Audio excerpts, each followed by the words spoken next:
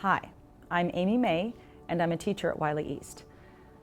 There's a common misconception that food pantries primarily help the poorest people in a community. However, the people that usually get help from food pantries are the ones that have jobs that keep them just above the poverty line, so they can't get help from the government.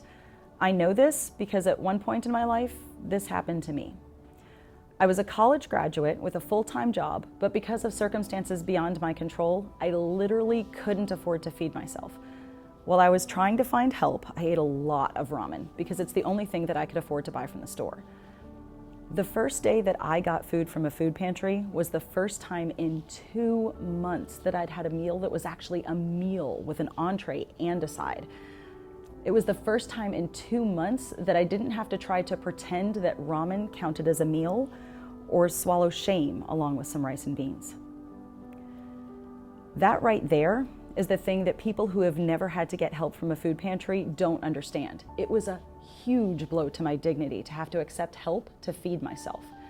I learned the very hard way that when you donate food to a food pantry, you aren't just donating food. You're donating a sense of normalcy, better nutrition than people can provide for themselves, and maybe even a sense of dignity and hope that maybe this will get better.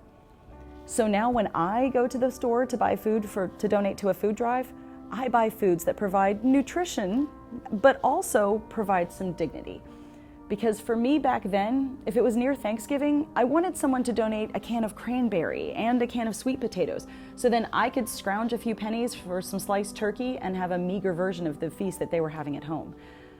At 4th of July, I wanted someone to donate a can of corn and some ketchup, and then I could scrounge a few pennies for some hot dogs, because that's the closest I was getting to corn on the cob and a cookout.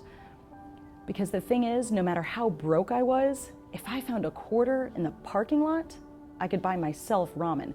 I certainly didn't want it handed to me as help from a food pantry, because there's no dignity in repeatedly pretending that you're eating a meal when deep down you know that you're actually eating some noodles that students heat up as an after-school snack. So, Wylie ISD, let's make this year's food drive about providing nutrition and hope to the families who really need it. Let's donate meals, not snacks. Let's donate real food, not ramen. And let's donate some dignity, not just food. Thanks.